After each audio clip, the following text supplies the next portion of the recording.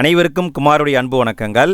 இன்றைக்கி டெஸ்ட்டு அப்படின்னு பார்த்தீங்கன்னா 7ஆம் வகுப்பு சமூக அறிவியல் புத்தகம் முதல் பருவத்தில் அரசியல் கட்சிகள் அப்படிங்கிற ஒரு பாடம் இருக்குது.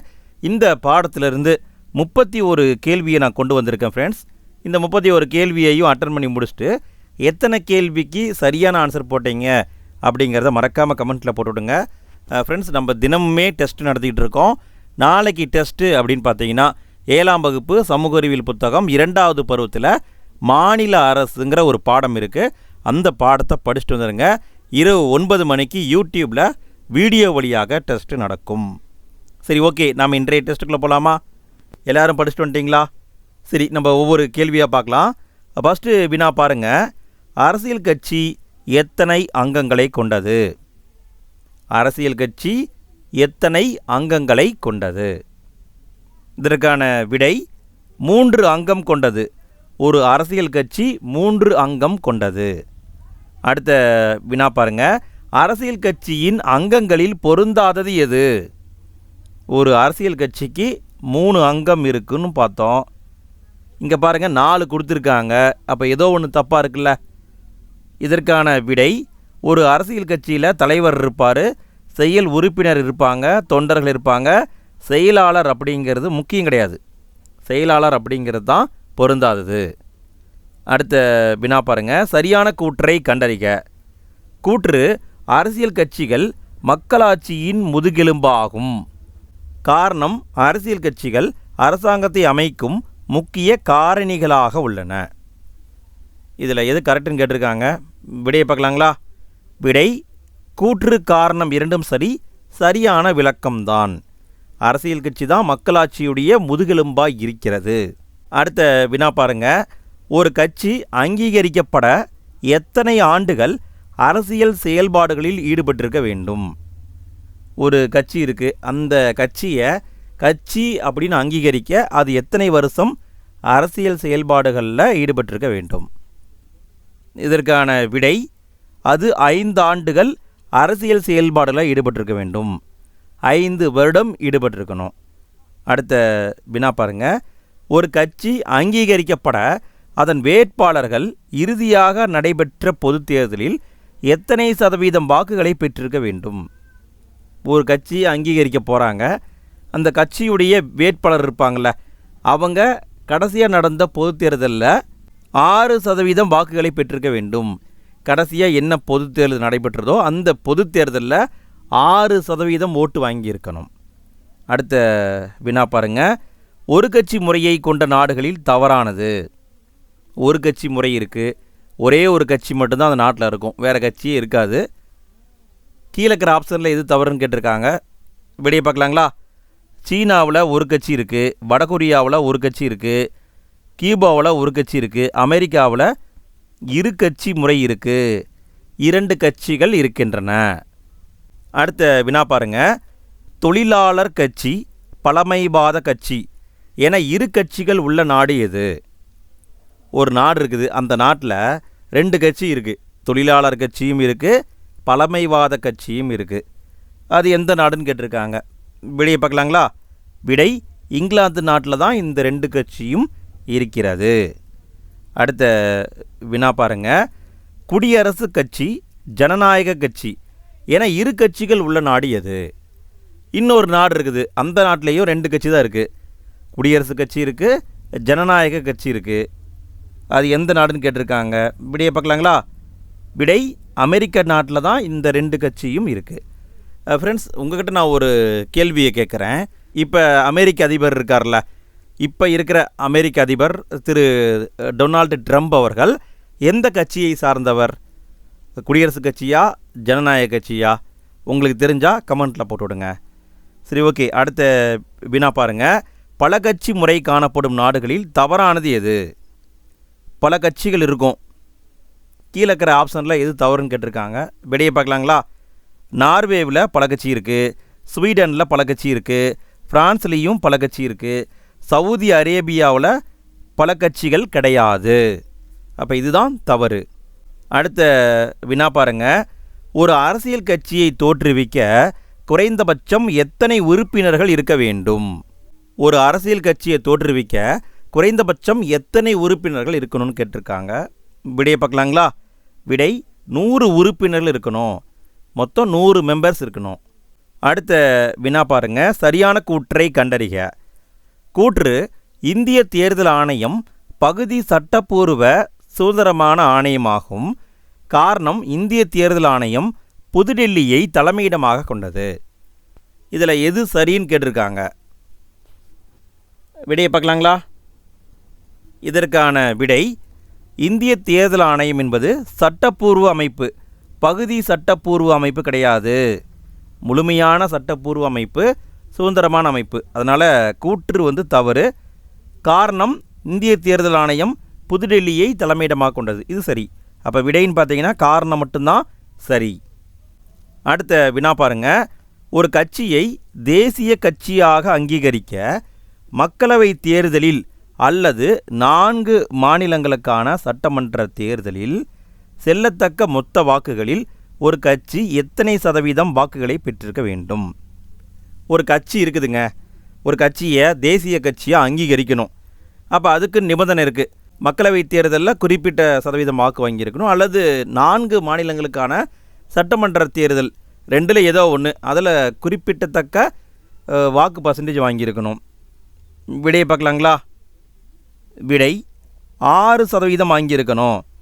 அதாவது மக்களவை தேர்தலில் 6% வாங்கியிருந்தாலும் சரி, 4 மாநிலங்களுக்கான சட்டமன்ற தேர்தலில் 6% வாங்கியிருந்தாலும் சரி, எப்படியோ ஒன்று, ஆனால் 6% வாக்குகளை வாங்கியிருக்கணும். அதுவும் குறிப்பாக செல்லத்தக்க வாக்குகளில் வாங்கியிருக்கணும். அடுத்த வினா பாருங்கள். ஒரு கட்சியை தேசிய கட்சியாக அங்கீகரிக்க 1 அல்லது 1க்கு மேற்பட்ட மாநிலங்களில் எத்தனை மக்களவை தொகுதிகளில் வெற்றி பெற்றிருக்க வேண்டும்? ஒரு கட்சியை தேசிய கட்சியை அங்கீகரிக்க போகிறாங்க. அந்த கட்சி என்ன பண்ணியிருக்கணும்? 1 அல்லது 1க்கு மேற்பட்ட மாநிலங்களில் குறிப்பிட்ட மக்களவை தொகுதிகளில் வெற்றி பெற்றிருக்கணும். எத்தனை மக்களவை தொகுதியில் வெற்றி பெற்றிருக்கணும்? 4 மக்களவை தொகுதியில் வெற்றி பெற்றிருக்க வேண்டும். 4 மக்களவை தொகுதியில் வெற்றி பெற்றிருக்கணும். அடுத்த வினா பாருங்க. ஒரு கட்சியை தேசிய கட்சியாக அங்கீகரிக்க இறுதியாக நடைபெற்ற மக்களவை தேர்தலில் குறைந்தபட்சம் 3 மாநிலங்களில் எத்தனை சதவீதம் தொகுதிகளில் வெற்றி பெற்றிருக்க வேண்டும்? விடை பார்க்கலாங்களா? ஒரு கட்சியை தேசிய கட்சியை அங்கீகரிக்க போகிறாங்க. இறுதியாக நடந்த மக்களவை தேர்தலில் குறைஞ்சபட்சம் 3 மாநிலங்களில் 2% தொகுதிகளில் வெற்றி பெற்றிருக்க வேண்டும். அடுத்த வினா பாருங்கள். இந்த மாதிரி வினாலாம் குழப்பற மாதிரி இருக்கும், நல்லா பார்த்து வச்சுக்கோங்க ஃப்ரெண்ட்ஸ். இது எக்ஸாமில் கேட்க சான்ஸ் ரொம்ப அதிகமாக இருக்குது. சரி, கேள்வியை பாருங்கள். ஒரு கட்சியை மாநில கட்சியாக அங்கீகரிக்க இப்போ என்ன பண்ணுறாங்க? மாநில கட்சியை அங்கீகரிக்கிறாங்க. மாநில சட்டப்பேரவைக்கான தேர்தலில் செல்லத்தக்க வாக்குகளில் குறைந்தபட்சம் எத்தனை சதவீதம் வாக்குகளை பெற்றிருக்க வேண்டும்? ஒரு கட்சியை மாநில கட்சியை அங்கீகரிக்க போகிறாங்க. அந்த கட்சி என்ன பண்ணியிருக்கணும்? மாநில சட்டப்பேரவைக்கான தேர்தலில் செல்லத்தக்க வாக்கில் குறைந்தபட்சம் 6% வாக்குகளை பெற்றிருக்க வேண்டும். குறைந்தபட்சம் 6% வாக்குகளை பெற்றிருக்க வேண்டும். அடுத்த வினா பாருங்க. ஒரு கட்சியை மாநில கட்சியாக அங்கீகரிக்க ஒவ்வொரு 25 தொகுதிகளுக்கும் ஒரு மக்களவை தொகுதி அல்லது சட்டப்பேரவை தேர்தலில் குறைந்தபட்சம் எத்தனை தொகுதிகளில் வெற்றி பெற்றிருக்க வேண்டும்? ஒரு கட்சியை மாநில கட்சியாக அங்கீகரிக்க போகிறாங்க. அப்போ அவங்க என்ன பண்ணணும்? ஒவ்வொரு 25 தொகுதிக்கும் ஒரு மக்களவை தொகுதியில் வெற்றி பெற்றிருக்கணும், அல்லது சட்டப்பேரவை தேர்தலில் குறைந்தபட்சம் 2 தொகுதிகளில் வெற்றி பெற்றிருக்க வேண்டும். அடுத்த வினா பாருங்கள். ஒரு கட்சியை மாநில கட்சியாக அங்கீகரிக்க சட்டப்பேரவையில் மொத்த தொகுதிகளில் குறைந்தபட்சம் எத்தனை சதவீதம் தொகுதிகளில் வெற்றி பெற்றிருக்க வேண்டும்? இதெல்லாமே குழப்பற மாதிரி இருக்கும் ஃப்ரெண்ட்ஸ், பார்த்துக்கோங்க. இதற்கான விடை 3% தொகுதிகளில் வெற்றி பெற்றிருக்க வேண்டும். அடுத்த வினா பாருங்க. தேர்தல் சின்னங்கள் ஆணை கொண்டு வரப்பட்ட ஆண்டு எது? தேர்தல் சின்னங்கள் ஆணை கொண்டு வரப்பட்ட ஆண்டு 1968 கொண்டு வந்தாங்க. தேர்தல் சின்னங்கள் ஆணை சட்டம். அடுத்த வினா பாருங்க. சரியான கூற்றை கண்டறிக. கூற்று 1, ஒதுக்கப்பட்ட சின்னம் என்பது அங்கீகரிக்கப்பட்ட அரசியல் கட்சிகளுக்கு மட்டுமானது என பொருள்படும். கூற்று 2, ஒதுக்கப்படாத சின்னம் என்பது அங்கீகரிக்கப்படாத கட்சிகளுக்கு ஒதுக்கப்படும் சின்னம் ஆகும். இந்த இரண்டில் எது சரின்னு கேட்டிருக்காங்க. ஃப்ரெண்ட்ஸ், நாளைக்கு டெஸ்ட்டை பற்றி நான் இப்பயே சொல்லிட்டேங்க. நாளைக்கு 7ஆம் வகுப்பு புதிய சமச்சீர் புத்தகம் 2வது பருவத்தில் மாநில அரசுன்னு ஒரு பாடம் இருக்கும். அந்த பாடத்தை படிச்சுட்டு வந்துடுங்க. இன்னும் டீட்டெயில்ஸ் வேணும்னா நான் கம்யூனிட்டி போஸ்ட் போடுவேன். நமக்குன்னு ஒரு டெலகிராம் குரூப் இருக்குது. அதுக்கான லிங்க்கை ஃபஸ்ட்டு கமெண்ட்லேயும் கொடுக்குறேன். அதன் வழியாகவும் நீங்கள் ஜாயின் பண்ணிக்கோங்க. சரி, விடையை பார்க்கலாங்களா? இங்கே பார்த்தீங்கன்னா கூற்று இரண்டுமே சரிதான். ஒதுக்கப்பட்ட சின்னம் அப்படிங்கிறத அங்கீகரிக்கப்பட்ட கட்சிக்கு மட்டும்தான் கொடுப்பாங்க. ஒதுக்கப்படாத சின்னம் அப்படிங்கிறத எல்லாருக்குமே கொடுப்பாங்க. அடுத்த வினா பாருங்க. எதிர்க்கட்சி தலைவர் எதற்கு இணையான அந்தஸ்தை பெறுவார்? எதிர்க்கட்சி தலைவர் இருக்கார்ல, அவருக்கு என்ன அந்தஸ்து கொடுப்பாங்கன்னு கேட்டிருக்காங்க. இதற்கான விடை கேபினட் அமைச்சருக்கான அந்தஸ்தை அவர் பெறுவார். கேபினட் அமைச்சருக்கு என்ன அந்தஸ்து இருக்கோ அந்த அந்தஸ்தை இவருக்கு கொடுப்பாங்க. அடுத்த வினா பாருங்க. மகாராஷ்டிராவில் உள்ள சிவசேனை கட்சியின் சின்னம் என்ன? மகாராஷ்டிராவில் இருக்கிற சிவசேனை கட்சி, அந்த கட்சியுடைய சின்னம் என்னன்னு கேட்டிருக்காங்க. விடையை பார்க்கலாங்களா? விடை வில் அம்பு சின்னம். அடுத்த வினா பாருங்க. ஜார்க்கண்ட் மாநிலத்தில் ஜார்க்கண்ட் முக்தி மோர்ச்சா அப்படிங்கிற கட்சி, அந்த கட்சியுடைய சின்னம் என்ன? ஜார்க்கண்ட் மாநிலத்தில் ஜார்க்கண்ட் முக்தி மோர்ச்சா அப்படிங்கிற கட்சி இருக்குது. இந்த கட்சியுடைய சின்னமும் வில் அம்பு சின்னம்தான். மாநில கட்சிக்கு சின்னம் கொடுக்குறாங்கன்னா அது வந்து பார்த்திங்கன்னா வேறு மாநிலத்துக்கும் அதே சின்னம் கொடுக்கப்படலாம். தேசிய கட்சிக்கு ஒரே ஒரு சின்னம் மட்டும் தான் கொடுப்பாங்க, வேறு யாருக்கும் தரமாட்டாங்க. அடுத்த வினா பாருங்க. தேசிய கட்சி குறைந்தபட்சம் எத்தனை மாநிலங்களில் வலிமை உடையதாக இருக்க வேண்டும்? தேசிய கட்சி குறைந்தபட்சம் எத்தனை மாநிலங்களில் வலிமை உடையதாக இருக்க வேண்டும்? இதற்கான விடை 4 மாநிலங்களில் வலிமை உடையதாக இருக்க வேண்டும். அடுத்த வினா பாருங்க. சரியான கூற்றை கண்டறிக. கூற்று 1, மாநில கட்சிக்கு அங்கீகரிக்கப்பட்ட ஒரு சின்னம் ஒதுக்கீடு செய்யப்பட்டிருக்கும். கூற்று 2, இத்தகைய சின்னம் வேறு மாநிலத்தில் உள்ள கட்சிக்கும் ஒதுக்கீடு செய்யப்பட மாட்டாது. இதில் எது கரெக்டுன்னு கேட்டிருக்காங்க. விடையை பார்க்கலாங்களா? விடை இதில் கூற்று 1 மட்டும்தான் சரி. மாநில கட்சிக்கு அங்கீகரிக்கப்பட்ட ஒரு சின்னம் கொடுக்குறாங்கன்னா அந்த மாநிலத்தில் கொடுப்பாங்க. அதே சின்னம் வேறு மாநிலத்தில் இருக்கிற இன்னொரு கட்சிக்கும் வழங்கப்படலாம். நாம் இப்போ பார்த்தோம்ல, மகாராஷ்டிராவிலையும் கொடுத்துருக்காங்க, ஜார்க்கண்ட்லேயும் கொடுத்துருக்காங்க. ஸோ மாநில கட்சிக்கான சின்னத்தை வேறு மாநிலத்தில் கொடுக்கலாம். அடுத்து நம்ம பார்க்க போகிறது புக் பேக் கொஷின்னு. வினா பாருங்க. இருக்கட்சி முறை என்பது என்ன? இருக்கட்சி முறை என்பது என்ன? இதற்கான விடை 2 பெரிய அரசியல் கட்சிகள் தேர்தலில் போட்டியிடுவது. நம்ம முன்னாடியே பார்த்தோம், ஞாபகம் இருக்கா?